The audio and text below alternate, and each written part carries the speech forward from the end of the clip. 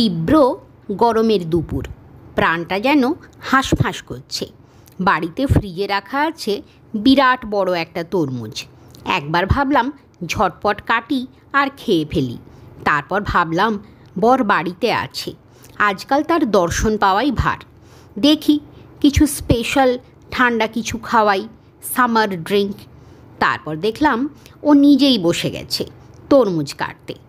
আর চিন্তা, আমি বসে গেলাম পাতিলেবু কাটতে।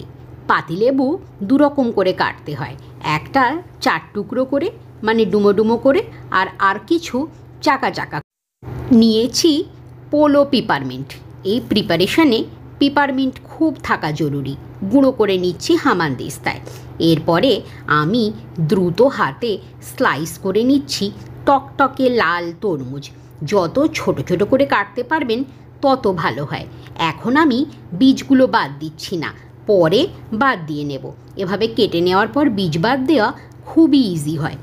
হ্যালো ফ্রেন্ডস, নিশ্চয়ই জানতে ইচ্ছা করছে আজকে আমি কি বানাতে চলেছি। আজকে আমাদের চ্যানেল বং লাইফ ওয়েবসে আমরা বানাতে চলেছি ওয়াটারমেলন মোহিতো বা তরমুজ মোহিতো, যা বিখ্যাত সব 5 স্টার হোটেলে দারুণ সুন্দর একটা সামার ড্রিঙ্ক। খেতেও খুব সুন্দর আর দারুণ রিফ্রেশিং। আমরা নিয়েছি বেশ কিছু সতেজ পুদিনা পাতা। একটা লম্বা সুদৃশ্য কাঁচের গ্লাস নিয়ে তাতে লেবু আর পুদিনা পাতা দিয়ে দিয়েছি।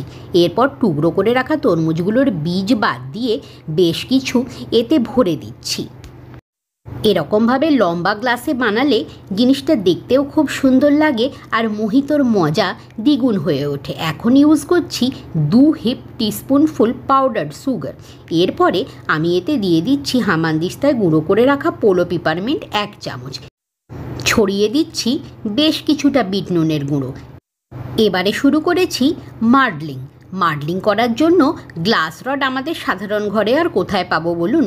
তাই একটা রুটি বেলার বেলুনের এক প্রান্ত দিয়ে এটা মার্ডলিং করে নিচ্ছি। মার্ডলিং করার অর্থ হচ্ছে একেবারে খুব বেশি প্রেশার পড়বে না, অল্প অল্প চাপ নিচে পর্যন্ত একেবারে দিতে হবে, লেবু পর্যন্ত। এরপরে আমি বেশ কিছু বরফের কিউব এতে একটার পর একটা করে দিচ্ছি।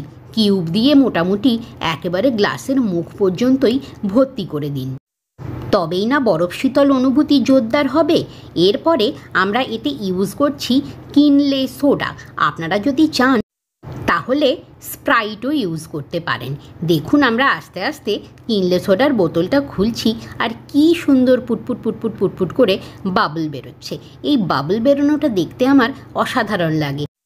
একেবারে ভুস করে যেন খুলে ফেলবেন না চিপিটা, তাহলে বেশ কিছু বাইরে চলে আসবে এবং ওয়েস্ট হবে।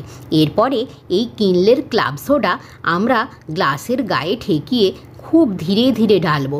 একেবারে হুটহাট ঢেলে দেবেন না যেন, খুব আস্তে আস্তে আস্তে আস্তে ঢালুন এবং ধীরে ধীরে ধীরে ধীরে দেখবেন গ্লাসটা ফিল হয়ে যাচ্ছে। একদম নিচের থেকে ফিল হতে শুরু করবে। খুব ধীরে ধীরে আমরা ঢালছি, দেখুন ঢেলে ঢেলে ঢেলে ঢেলে এখন কিনলের ক্লাব সোডা একেবারে গ্লাসের মুখ পর্যন্ত এসে গেছে। ব্যাস, বেশ কিছুটা ভর্তি করে এবারে ছেড়ে দিন। এরপরে একটা বড় চামচের পিছনের দিক দিয়ে খুব আস্তে আস্তে এর নিচে পর্যন্ত সেটা নিয়ে যান এবং ধীরে ধীরে ধীরে ধীরে রোটেট করতে থাকুন। এখানে এই রোটেট করাটা একটু ধৈর্য নিয়ে করতে হবে, কারণ সবই একেবারে প্যাকড আপ হয়ে রয়েছে। এর কোনোটাই কিন্তু খুব বেশি ডিস্টার্ব করা যাবে না। আর ওপরের বরফগুলো এটা কিন্তু রয়ে যাবে, বরফ কখনোই নিচে নামাবার চেষ্টা করবেন না, তবেই না লেয়ারিং স্পষ্ট বোঝা যাবে এবং কালার কম্বিনেশন অপূর্ব হবে।